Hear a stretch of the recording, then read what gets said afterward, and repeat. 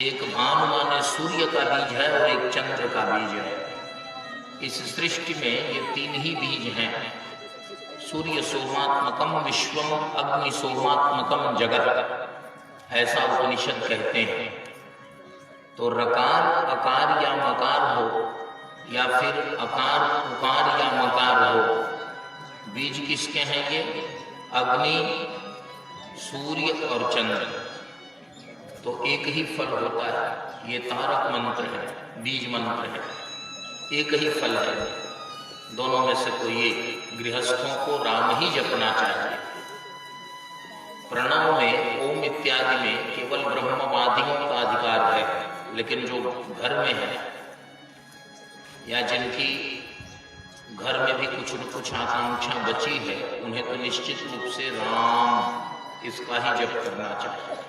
फल एक ही हो, लेकिन उनका घर भी, उनका संसार भी सुरक्षित रहे। और ओम के लिए तस्माद ओम इत्युदाहृत्य सततम ब्रह्मवादिना, जो ब्रह्मवादी हैं उनके लिए ओम है, लेकिन यहाँ के लोगों को राम का ही अभ्यास करना, यह है तारक मंत्र। और फिर धीरे धीरे मनोनिर्विषयम युक्त्वा ततः किंचन न स्मरे, जप करने में धीरे धीरे धीरे अभिरुचि बढ़ेगी, लगन बढ़ेगी, मन लगेगा, तो फिर क्या होगा? कुछ और स्मरण होगा ही नहीं, किसी और विषय का ध्यान होगा ही नहीं। और पदम तत्परमं विष्णु मनो यत्र प्रसीदति, भगवान श्रीमन्नारायण के उन परम पदों में हमारा मन लग जाएगा जहाँ लगने के बाद, जहाँ पहुँचने के बाद मन प्रसन्न हो जाता है। दुनिया की सारी सिद्धियां मिल जाएं, लेकिन मन प्रसन्न नहीं होता। प्रसन्नता थोड़ी ही देर की होती है। लेकिन पदम तत्परमं विष्णु, भगवान श्रीमन्नारायण के उन परम पदों के अतिरिक्त कोई परम पद, अब उससे बड़ा कोई पद नहीं है। और वहां जाने के बाद मन प्रसन्न हो जाता है, तो उस स्थान में जाना चाहिए। और यच्छेद्धारणया धीरो हन्त्या तत्कृतं मलम, यस्यां संधार्यमाणायां योगिनो भक्ति लक्षणः आशु संपद्यते योग आश्रयं भद्रमीक्षतः। शीघ्र ही धारणा बन जाती है। जो योगियों के यहाँ योग है, जो भक्ति है, वो हमारे हृदय में व्यवस्थित हो जाती है। और हृदय के सारे जो उसकी मैल है वो दूर हो जाते हैं, समाप्त हो जाते हैं, और मन प्रसन्नता से भर जाता है। कुछ छोड़ने का, संसार को, परिवार को, साम्राज्य को छोड़ने का रत्ती भर भी मलाल नहीं होता। अरे अब तो शरीर ही छोड़ना है, ये तो तय है, तो ये सब तो छूटने ही वाले हैं। तो इनके छूटने का मलाल नहीं होता, क्योंकि इस शरीर में रहते रहते ही हम भगवान के परम पदों की अनुभूति करने लगते हैं।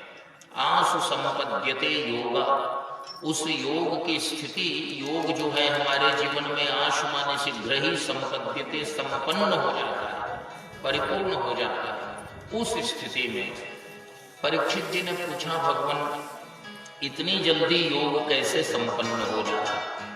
यथा संधार्यते ब्रह्मन् धारणा यत्र सम्मता, यादृशी वा हरेदाशु पुरुषस्य मनोबलम। जिस प्रकार आशु माने शीघ्र ही लोगों के मनोमालिन्य का वह हरण कर लेती है वह धारणा, और इतनी शीघ्र लग जाती है, उसके बारे में आप थोड़ा सा विस्तार से समझाइए। तो भगवान श्री शुकदेव ने जितासनो जितश्वासो जित संगो जितेन्द्रिय स्थूले भगवतो रूपे मनः संधारयेद्धिया, सबसे पहले योग दर्शन को थोड़ा सा विस्तृत करके बताया। सबसे पहला काम क्या करना चाहिए? कहा आसन जीतना चाहिए। जितासन, एक आसन पर 4.5 घंटों तक बैठने से आसन सिद्ध हो जाता है। 24 घंटे में 4.5 घंटे, 5 घंटे, 6 घंटे एक आसन पर बैठने का अभ्यास रखा है।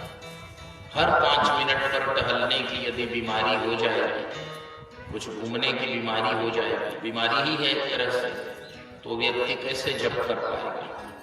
जप तो दूर, किसी से बढ़िया से गप भी नहीं कर पाएगा, क्योंकि घूमने की बीमारी है। इसलिए थोड़ी देर बैठना चाहिए। बैठकर क्या करें?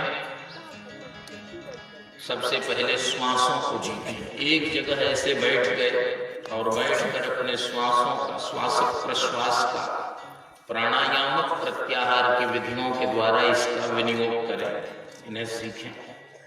श्वासों को रोकें और श्वासों पर जब ध्यान केंद्रित हो गया तो अन्य विषयों से हमारा ध्यान स्वयं कट जाता है।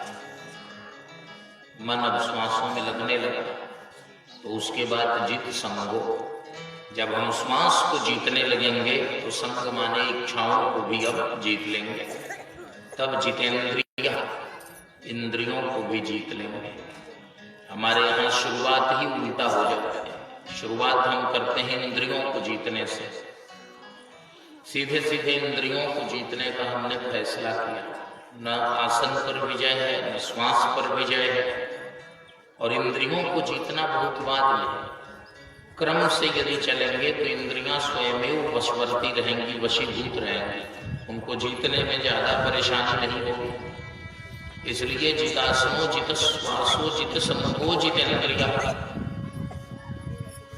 सीधे इंद्रियों को जीतने का फल क्या है? एक सज्जन को मैंने देखा, मैं बार बार उनकी चर्चा करता हूं कि एकादशी का व्रत उन्होंने कर दिया सीधे सीधे, कोई पहले से अभ्यास नहीं, और दिन के 8:30 ही बज रहे हैं तब से वो पूछ रहे थे कि द्वादशी कब आएगी। इंद्रियों पर विजय इतनी जल्दी तो होती नहीं है। तो सीधे सीधे एकादशी करने का परिणाम क्या है कि तुरंत पूछने लगते हैं कि द्वादशी कब आएगी, भूख और तेज लग जाती है। लेकिन पहले आसन जीत लें, फिर श्वासों को जीतें, और जब श्वासों के साथ तादात्म्यापत्ति हो गई, मन लग गया, तो उसके बाद जित संग, संग माने इच्छाओं, इच्छाएं स्वयं समाप्त हो जाएंगे, और तब जितेंद्रिय, तब इंद्रियों पर विजय स्वयं प्राप्त हो जाए। कष्ट नहीं होगा। जब क्रम से चलेंगे तो कष्ट नहीं होगा। और स्थूले भगवतो रूपे मनः संधार ये धिया, भगवान के स्थूल रूप में, स्थूल कहते हैं विराट रूप को, ये विराट रूप है जो सामने दिखाई दे रहा है। पहले आंखों को मूंद कर ध्यान करने लगेंगे तो अनापशनाप ध्यान होगा। जो लोग बाहर दिख रहे हैं वही अंदर दिखने लगेंगे, ध्यान होगा क्या? लेकिन जो बाहर दिख रहे हैं उन्हीं लोगों में भगवत धारणा करनी चाहिए। ये कौन है? सब भगवान के रूप हैं। पहली बात, स्थूले भगवतो रूपे मनः संधार ये धिया, ये कहाँ है? कहाँ? ये जहां है, ये सब भगवान के ही अंग प्रत्यंगों में अवस्थित है। पूरा संसार जो स्थूल विराट रूप है, उस विराट रूप को देखने के बाद और अनुभव हो कि ये भगवान के अंग प्रत्यंगों में ये सारा लोक विराजमान है, अवस्थित है। 7 नीचे और 7 ऊपर लोक हैं, इनको 14 कहते हैं। 14 भुवन होते हैं, 14 भुवन एक पति हुई, तो 7 नीचे 7 ऊपर। जो सबसे नीचे का लोक है वह, उसका नाम है पाताल। वह भगवान के तलवे में, तलवा होता है पैर का सबसे नीचे का भाग, उसी तलवे में पाताल विराजमान है। जो पाताल है वो क्या है? भगवान का तलवा है। पद पाताल शीश अजधामा लंका कांड। और भगवान श्री सुखदेव यहाँ समझाते हैं, पाताल मेतस्य हि पाद मूलम पठन्ति पार्ष्णी प्रपदे रसातलम महातलम विश्वसृजोथ गुल्फौ तलातलम वै पुरुषस्य जंघे। जो भगवान के श्री चरणों का मूल है वह पाताल है। और पठन्ति पार्ष्णी प्रपदे रसातलम, पाताल से, तलवे से थोड़ा ऊपर जो भाग है वह जो है रसातल है। उससे ऊपर का जो भाग है वह महातल है। उससे ऊपर तलातल है, उसके ऊपर सुतल है, उसके ऊपर वितल है, उसके ऊपर अतल है, उसके ऊपर महीतल माने भूतल है, भूमि। ये सब नीचे से शुरू किया। और महीतल के ऊपर जो है, महीतलम तज्जघनम महीपते नभस्तलम नाभिसरो गृणन्ति, और जो नाभिसर भगवान का जो नाभि सरोवर है वहीं नभस्थल है। नभस्थल माने नभोमंडल, आकाश, पूरा आकाश जो है, अंतरिक्ष यही शिरोभाग है। नीचे से पाताल से शुरू किया, पाताल पांव है, और ये आकाश जो है वो सिर है ब्रह्मांड का। और ये कहाँ है? भगवान की नाभि में। नाभ्या आसीत अंतरिक्ष, ऐसा पुरुष सूक्त इत्यादि में पढ़ते हैं। भगवान की नाभि में ही अंतरिक्ष था। अब क्या मतलब हुआ इसका? जब हम सभी प्राणी गर्भस्थ होते हैं, माता के गर्भ में होते हैं, तो माता की नाभि के साथ बालकों का नाभिनाल संबंध होता है। एक नालिका होती है, नाभि से जुड़ी होती है, और उसी से सारी एनर्जी, सारी ऊर्जा हम प्राप्त करते हैं। तो पूरे ब्रह्मांड का भगवान से कैसा संबंध है? नाभिनाल संबंध है। ये 14 भुवन भगवान की नाभि से ही ऊर्जान्वित होते हैं, वहीं से सारी ऊर्जा और जीवनी शक्ति आती है। तो भगवान से हमारा कैसा संबंध है? नाभिनाल माने माता का संबंध है। भगवान हमें धारण करने में, हमारा पालन करने में पूरे ब्रह्मांडों का माता के समान है। इसलिए त्वमेव माता पहले कहते हैं, फिर च पिता त्वमेव। माता धाता पितामह, भगवान माता भी हैं, धाता भी हैं, पितामह भी हैं, बहुत कुछ है। लेकिन माता की तरह वो हमें धारण करते हैं, हमारी रक्षा करते हैं, हमारा पालन करते हैं। तो नभस्थलम नाभिसरो गृणन्ति। और ये तो भगवान के लोकालोकों का वर्णन है।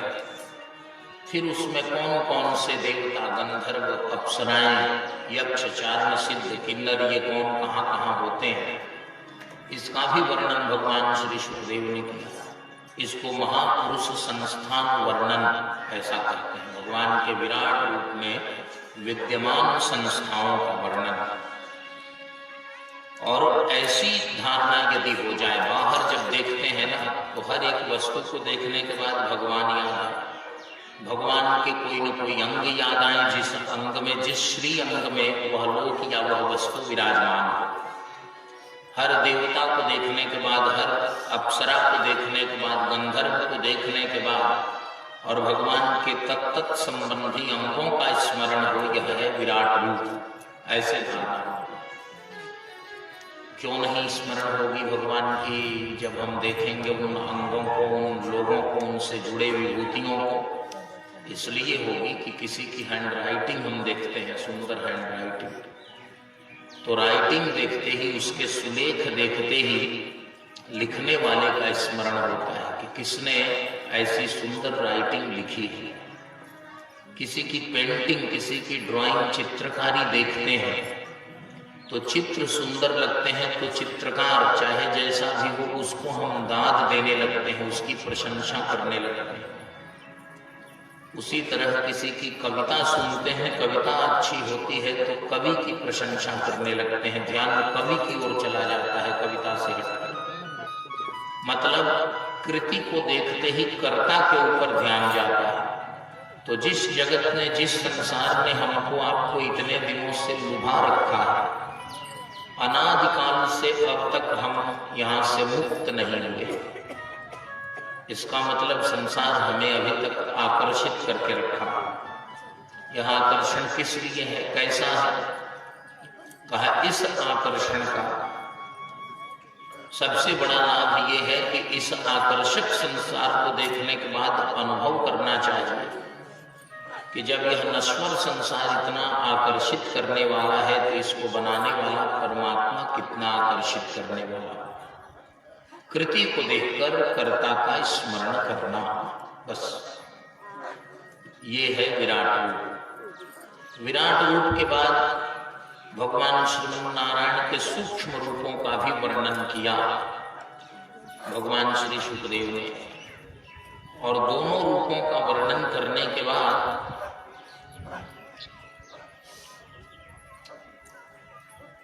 दो प्रकार की मुक्तियों का वर्णन किया। एक है क्रम मुक्ति और एक है सद्य मुक्ति।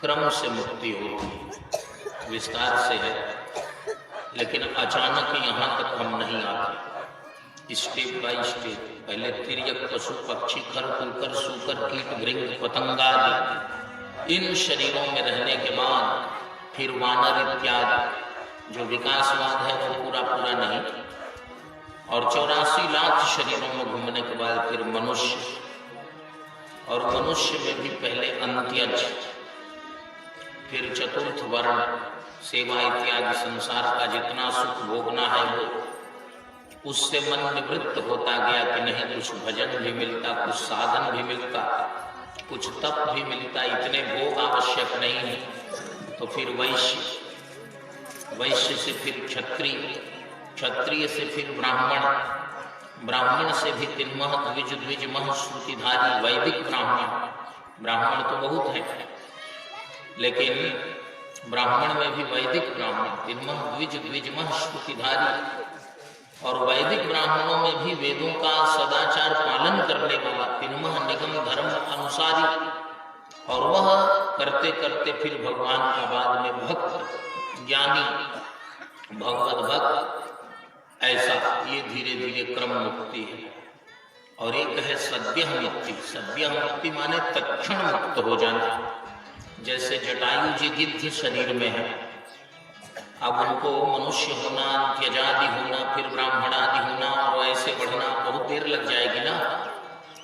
तो उन्होंने गिद्ध शरीर में ही ऐसा काम किया जो बड़े बड़े सिद्ध भी नहीं कर पाते। इसलिए हमारे यहाँ अयोध्या के रामायणी लोग बोलते थे पुराने जमाने के, कि और जगह का जो सिद्ध करता है वो हमारे यहाँ का गिद्ध करता है। तो मैंने हाथ जोड़कर, बुजुर्ग महात्मा लोग हुआ करते थे उस जमाने में, रामायण के मंचों पर उनसे प्रार्थना की कि और जगह